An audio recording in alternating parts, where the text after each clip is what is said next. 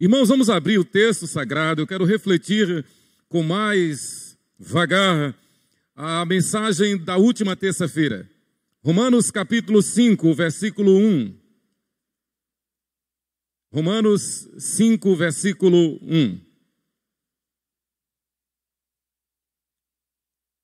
Vamos ler todos juntos? Romanos 5, versículo 1. Justificados, pois, mediante a fé, temos paz com Deus, por meio de nosso Senhor Jesus Cristo. Amém. Senhor, graças te damos pela tua palavra, que é viva e eficaz. Graças te damos porque em meio ao turbilhão deste mundo, nós temos a paz do Senhor. Graças te damos, ó Deus, por esta paz prevalecente na vida do teu povo, na vida da tua igreja. Paz que o mundo não conhece, paz que o mundo não tem, mas que nós temos pelo teu poder e graça. Abençoa-nos, ó Deus, na reflexão da tua palavra, em nome de Jesus. Amém. Nós cantávamos na década de 60, no mundo a gente chora de tristeza, no mundo a gente ri para não chorar. O mundo não conhece o que é o amor, o mundo não conhece o que é paz. Há um lindo país onde existe amor, onde não há guerra e nem dor.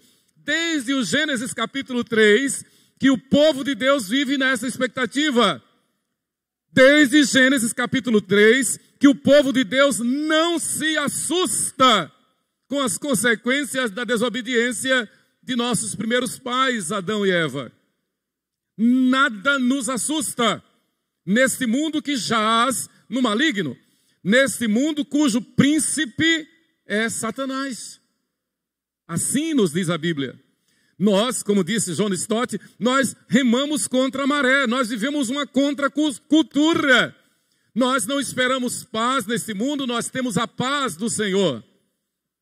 Nós não esperamos esse mundo aperfeiçoar-se, porque nós sabemos que o mundo perfeito é na glória celestial. O apóstolo Paulo diz que um dos aspectos do fruto do Espírito é a paz. O fruto do Espírito é um só, que subsiste em amor, alegria, paz, longanimidade, benignidade, bondade, fidelidade, mansidão e domínio próprio. E o fruto do Espírito é inerente a quem tem uma vida de comunhão, uma vida de santidade, uma vida de santificação. A maior peleja, a maior batalha, a maior guerra que nós temos e nós enfrentamos é a guerra em prol, em função da santificação, da santidade. O apóstolo Paulo está vivenciando esse contexto, ele está nessa perspectiva. Ele está conclamando a igreja a entender que a paz é consequência de santidade. Obviamente que o mundo não tem. Jesus disse isso de forma clara: deixo-vos a paz. A minha paz vos dou, não vos la dou como a dá o mundo. Portanto, não se turbe. Confiem em mim, descansem em mim. E aí a gente vê a importância da igreja, a importância deste ajuntamento solene, a importância deste compromisso, a importância desta visão de que a igreja é a detentora, é a guardiã e a promotora da paz. Da paz. Porque não existe paz fora do Senhor Jesus Cristo. Quando Calvino, fugindo da perseguição religiosa, sai de Paris e vai para Genebra, na Suíça. E ele, como erudito, teólogo, pregador, ele começa a ministrar, ele começa a pregar, ele começa a fazer de sua casa uma escola, ensinando a palavra. Logo ele é convidado a fazer parte do conselho da cidade, uma espécie de câmara de vereadores. E Calvino, à luz da palavra, obviamente, ele começa a imprimir, a impor um estilo de vida que naturalmente começou a desagradar aqueles que vivem na injustiça, aqueles que vivem na impiedade, aqueles denunciados em Isaías capítulo 5, como nós vimos hoje, E nós vamos estudar daqui a pouco que Deus julga a impiedade. Deus não admite a impiedade. Calvino encontra Genebra, conhecida então como a pocilga da Europa. Genebra era conhecida como o chiqueiro da Europa. E Calvino começa a ministrar, começa a ensinar a palavra. Fora convidado e ele assume a cátedra da igreja de São Pedro. E começa a ministrar, a pregar. E há então um divisor de águas. Isso mexe com autoridades, isso mexe com aqueles que se locupletavam da corrupção, da indecência, da impiedade. Calvino é expulso de Genebra. E ele vai para refugiar-se na Alemanha. Mas não passa muito tempo. E os homens sábios de Genebra percebem que precisam daquela palavra, precisam daquele líder. E eles vão buscar Calvino de volta. E Calvino impõe uma condição: que eu tenha liberdade para ministrar a palavra de Deus. Obviamente eles dão carta branca a Calvino. E ao final do ministério de Calvino em Genebra, Calvino faleceu aos 54 anos de idade, de tuberculose. Ao final, Genebra era conhecida, tornou-se conhecida como o paraíso da Europa. A realidade, irmãos, é que Calvino ministrou a palavra, ensinando a palavra, mostrando que só há paz através de uma vida de fidelidade à palavra, de uma vida de santidade, de santificação. O apóstolo Paulo está consciente do que está ocorrendo na igreja nos seus dias. Nunca houve uma perseguição tão violenta como nos primeiros anos e séculos da igreja, da nossa igreja, da igreja do Senhor Jesus. Século I, século II, século III, pelo menos 350 anos de dura perseguição. A igreja ainda nascente, a igreja ainda sem nome, ela vai receber o nome lá em Antioquia de cristãos como um apelido, como uma pecha, como uma forma de humilhar. Mas cristãos, na verdade, literalmente significa protótipos de Cristo. Aquele povo que era conhecido, os seguidores do Senhor Jesus, que era tido como uma seita, que era tido como alienados, seguidores de um caminho, eles começam a imprimir o seu estilo de vida, que é o estilo de comunhão com Deus, de santidade, de não ao mundo, de rejeição ao pecado, de busca da piedade, da santidade e da santificação, sem a qual ninguém verá a Deus. Esse povo naturalmente atrai a ira, atrai o ódio, atrai a violência, a perseguição dos ímpios de plantão, dos iníquos deste mundo. A igreja está sofrendo. Claro, Paulo queria ir a Roma, preparando o caminho para ir à Espanha também. E ele escreve preparando a igreja para recebê-lo, mas ele aproveita coisa do Espírito Santo.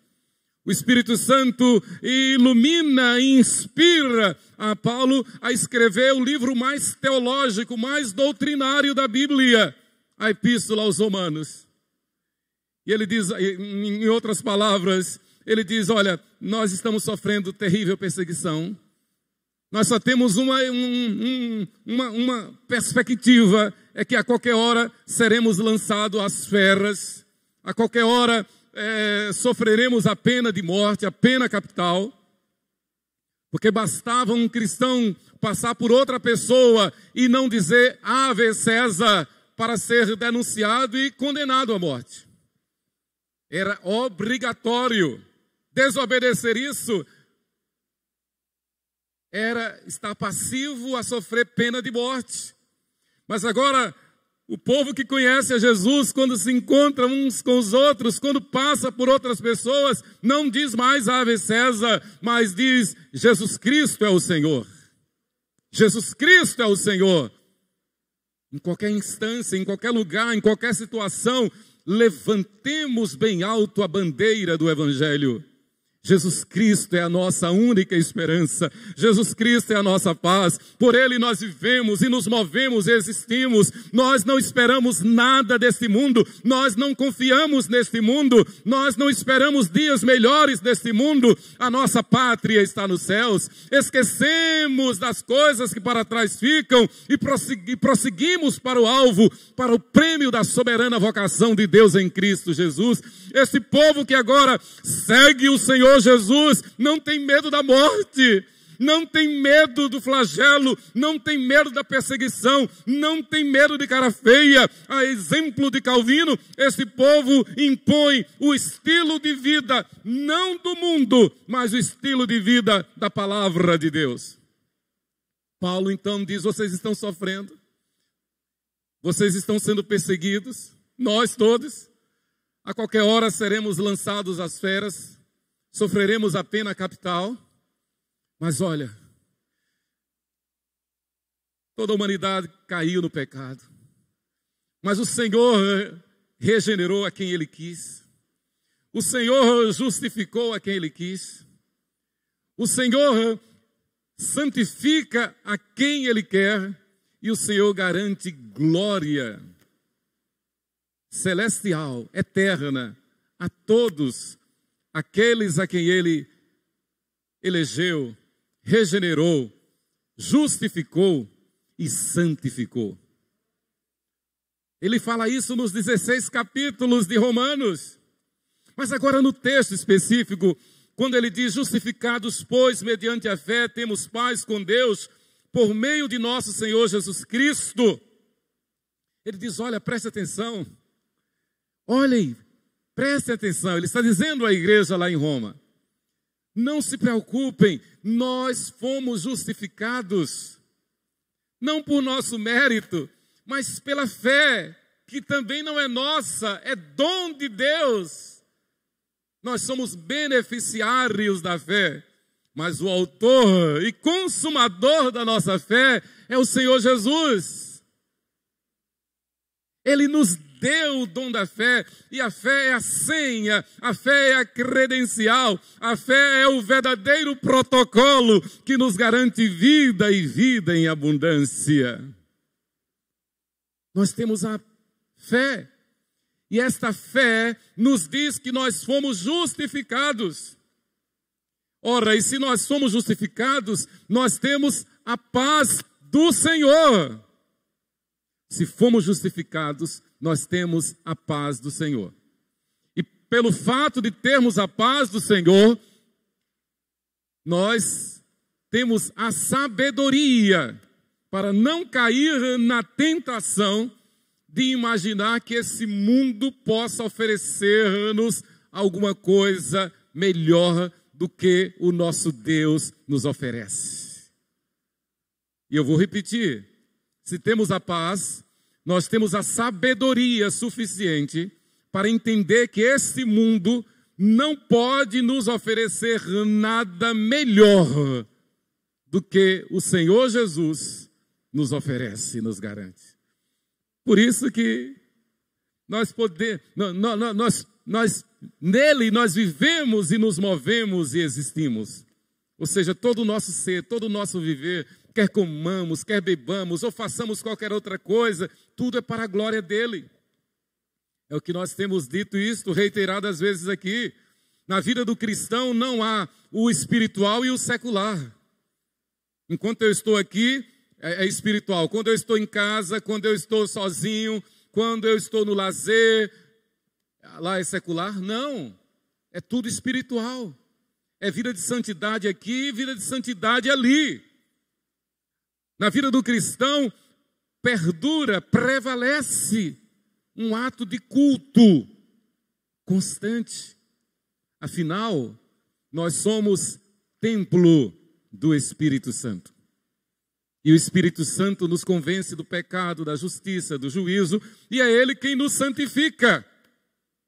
Então Paulo diz: olha, permaneçam na palavra, animem-se na palavra de Deus, nas promessas de Deus, na doutrina de Deus. Nós fomos justificados pela fé. Nós já temos a paz do Senhor. Nós não somos pegos de surpresa pelo noticiário. Nós não somos pegos de surpresa pelo humor dos poderosos deste mundo, dos governantes deste mundo. Nada disso. Nada nos assusta. Nada. Nós conhecemos o final da história. E o final da história é que o Senhor Jesus voltará. O final da história é que todo joelho se dobrará e toda língua confessará que Ele é o Senhor. O final da história é que Ele é, sim, o Senhor da paz. E só pode haver paz com Ele, nele, tendo sido justificados pela fé. Queridos, sabendo disso, eu quero deixar duas aplicações. A paz que transforma o conflito universal é a paz do Senhor. Porque a paz do Senhor é universal. A paz do Senhor é eterna.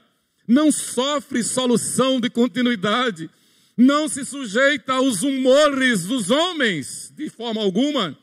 Em Colossenses capítulo 1, versículo 20, Paulo diz de forma categórica que havendo feito a paz, falando sobre Jesus, que havendo feito a paz pelo sangue da sua cruz, perceba que a paz sempre exige sacrifício.